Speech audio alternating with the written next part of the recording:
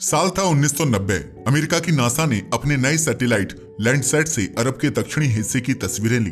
वो इलाका इतना सूना था कि वहां आदमी भी मुश्किल से पहुंचता था। रुब अल खली दुनिया का सबसे बड़ा रेत का रेगिस्तान, जिसे अरब के लोग एम्प्टी क्वार्टर कहते हैं।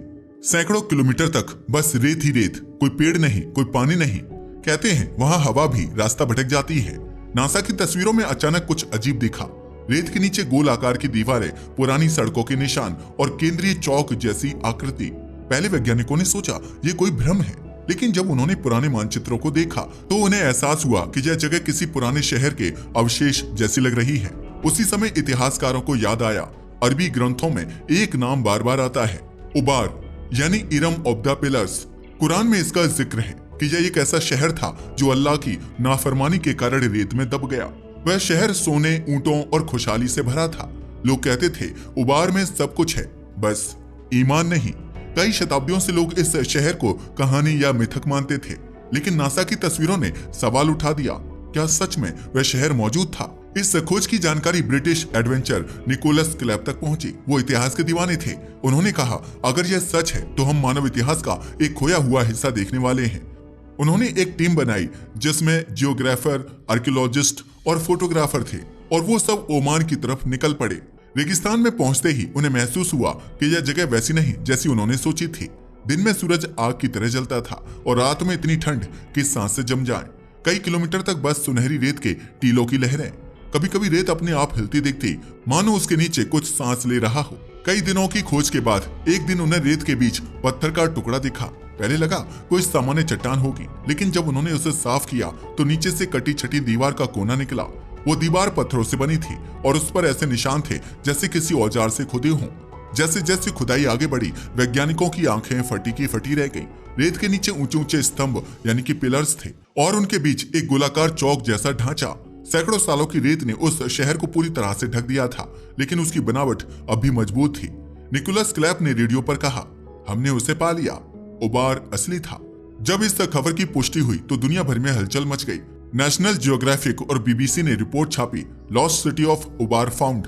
लेकिन जल्द ही रहस्य और गहरा गया। खुदाई में जो चीजें मिली वो सामान्य नहीं थी।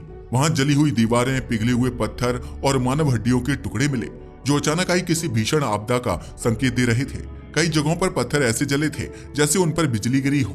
कुछ वैज्ञानिकों ने कहा यह जगह शायद किसी उल्कापिंड की टक्कर से नष्ट हुई, मगर कुछ लोगों ने कहा यह शहर रेत में इसलिए डूबा क्योंकि यहाँ के लोगों ने खुद को भगवान समझ लिया था। वो अपनी ऐशो आराम और समृद्धि में इतने डूबे कि प्रकृति ने सब छीन लिया। रुब अल खली में आज भी जब हवा चलती है तो रेत के टीलों से अजीब सी सीटी जैसी आवाज आती है। स्थानीय लोग कहते हैं ये आवाजें उन लोगों की हैं जो उबार के साथ दब गए। रात में ऊंट वाले बताते हैं कि कभी कभी रेत के नीचे से रोशनी जैसी चमक निकलती है और हवा में मिट्टी और धातु की गंध महसूस होती है। 1992 में जब टीम वहां से लौट रही थी तो उनके कैमरों की कुछ रीलें रहस्यमयी तरीके से खराब हो गईं। तस्वीरें धुंधली थीं, जैसे किसी चुंबकीय तरंग ने उन्हें मिटा दिया हो, पर एक तस्वीर साफ थी। रेत के बीच खड़ा एक पत्थर का स्तंभ जिस पर अजीब आकृतियां खुदी थीं, कुछ इंसान जैसी, कुछ पशु जैसी। वो लिपि आज तक कोई नहीं पढ़ पाया। इस खोज ने एक बात तो साफ कर दी, अरब का वो मिथकीय शहर सिर्फ कल्पना नहीं था, वो सच में मौजूद था और रेत के नीचे आज भी उसका एक हिस्सा सो रहा है।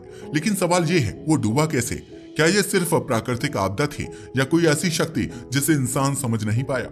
1990 के दशक के बाद उबार को लेकर दुनिया भर के वैज्ञानिकों में दिलचस्पी बढ़ी। ओमान सरकार ने 2005 में फिर से उस इलाके की खुदाई करवाई। इस बार उनके पास ग्राउंड पेनिट्रेटिंग रडार यानी जीपीआर जैसी आधुनिक तकनीकें थीं, जो जमीन के नीचे की परतें दिखा सकती थीं।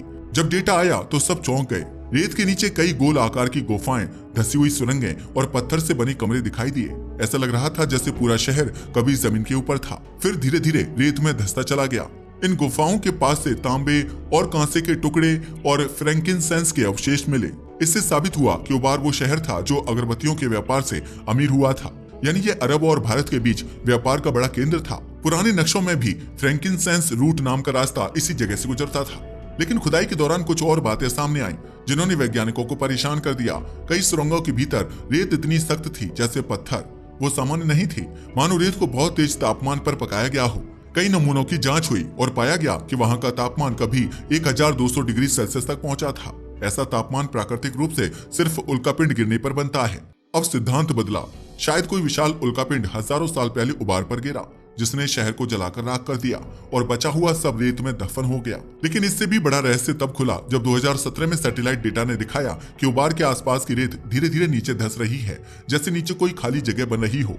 वैज्ञानिकों ने बताया यहाँ रेत के नीचे बहुत बड़ी कैविटी यानी कि वॉइड है, जो प्राकृतिक नहीं लगता। स्थानीय लोग इससे कुछ और मानते हैं। वे कहते हैं वो शहर अभी भी जिंदा है, उसकी आत्माएं नीचे रहती हैं और जब कोई उन्हें छेड़ता है तो वो गुस्से में रेत को खींच लेती हैं। आज भी ओमान सरकार ने उस जगह को आम लोगों के लिए बंद रखा है, पर हर साल कुछ रिसर्चर दूर से जाकर माप लेते हैं। उनके उपकरणों में कभी कभी रेडियो सिग्नल गायब हो जाते हैं, कंपास घूमने लगता है और तापमान अचानक बदल जाता है। इन सभी घटनाओं के पीछे विज्ञान अब तक साफ जवाब नहीं दे पाया है। इतिहासकारों का मानना है कि उबार सभ्यता 3000 ईसा पूर्व से भी पुरानी थी। वो लोग तांबे के औजार बनाते थे, पत्थर के महल बनाते थे और रेत से लड़ने के लिए कुओं का जाल तैयार किया था। लेकिन धीरे धीरे जब पानी सूख गया और व्यापार खत्म हुआ तो रेत ने उन्हें निगल लिया।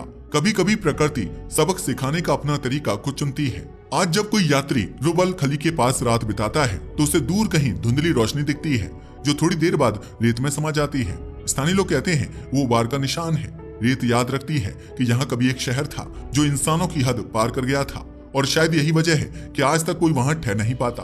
रेत के नीचे की वो गहराई अभी रहस्य है, कभी वैज्ञानिकों के लिए, कभी विश्वास रखने वालों के लिए। सच चाहे जो भी हो, रुब अल खली हमें एक बात सिखाता है, इंसान चाहे कितना भी ताकतवर बन जाए, प्रकृति हमेशा अंतिम शब्द कहती है। उबार मिट गया, पर उसका सबक आज भी रेत में गूंजता है। अहंकार रेत की तरह है, थोड़ी हवा चली और सब बिखर गया। साल था 2020। दुनिया एक नई दिशा में बढ़ रही थी, लेकिन अरब के उस सूने कोने रुब अल खली में कुछ ऐसा हुआ जिसने वैज्ञानिकों को फिर से हिला दिया। ओमान के दक्षिणी हिस्से डोफर प्रांत में एक रिसर्च टीम भूगर्भीय सर्वे कर रही थी। उनका उद्देश्य था रेगिस्तान के नीचे मौजूद जल स्तर और खनिज संरचना को समझना, पर जो उन्होंने पाया वह किसी सामान्य रिपोर्ट का हिस्सा नहीं बन सकता था। सर्वे मशीनें जैसे ही उबार के पास सेंसर डाले, उन्हें जमीन के नीचे से हल्की कंपन महसूस हुई। पहले तो लगा कि यह रेत की गति से हुआ होगा, लेकिन डेटा दिखा रहा था ध्वनि तरंगे नीचे किसी खोखली जगह से टकरा रही हैं, और वो जगह लगभग 70 मीटर नीचे थी। जब उन्होंने रडार से स्कैन किया तो तस्वीर में कुछ अजीब दिखाई दिया।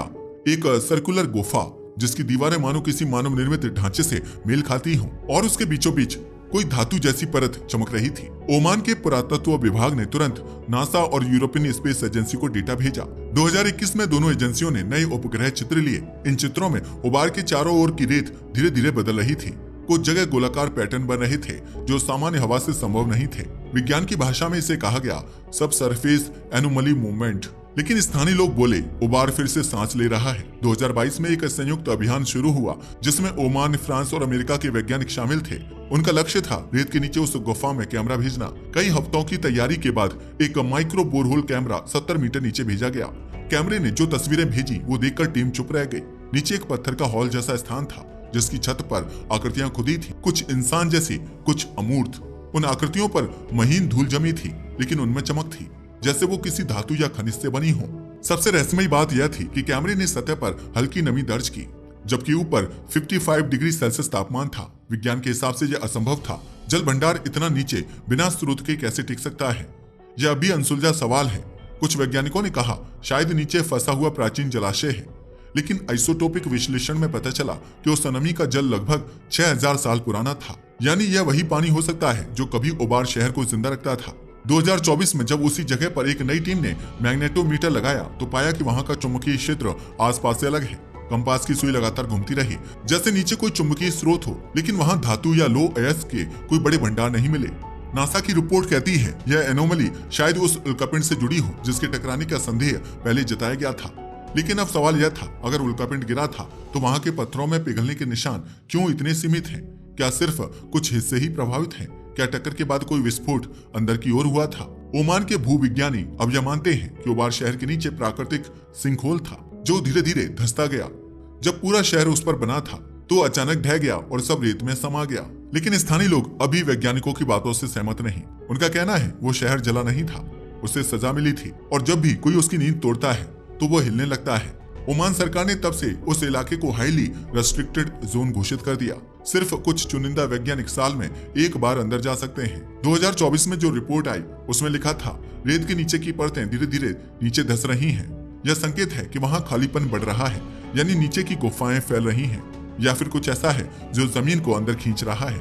रात के समय जब वहां हवा चलती है तो टीलों से अभी एक अजीब गूंज उठती है, जैसे किसी पुराने ढांचे में हवा फंसकर रो रही हो। वैज्ञानिक कहते हैं यह हवा का प्राकृतिक खेल है, पर कई खोजकर्ता जो वहां से गुजरे उनका दावा है कि कभी कभी उस गूंज में मानव आवाजों जैसी लय सुनाई देती है। किसी ने कहा जैसे कोई प्रार्थना कर रहा हो, किसी ने कहा जैसे कोई चेतावनी दे रहा हो। आज 2025 में भी ओबार का रहस्य पूरी तरह सुलझा नहीं है। वैज्ञानिक हर साल नई तकनीकी लगाते हैं, पर जवाब हमेशा आधा ही मिलता है। जो दिखता है वो बताता है यह शहर सच था, और जो नहीं दिखता वो कहता है यह रहस्य अभी खत्म नहीं हुआ। रूबल खली की वो रेत अब सिर्फ मिट्टी नहीं रही, वो एक समय का स्मारक बन चुकी है, जहां प्रकृति ने एक पूरी सभ्यता को दफन कर दिया, पर उसकी कहानी को जिंदा छोड़ दिया। कभी कभी जब सूरज डूबता है और रेगिस्तान में लाल आभा फैलती है तो लोग कहते हैं देखो ओबार की परछाई फिर उठ रही है। वो परछाई हमें याद दिलाती है कि हर सभ्यता की एक सीमा होती है, और जब वो सीमा टूटती है तो रेत सब कुछ निगल लेती है। आज के लिए बस इतना ही। वीडियो पसंद आया तो इसे लाइक और शेयर करें। धन्यवाद।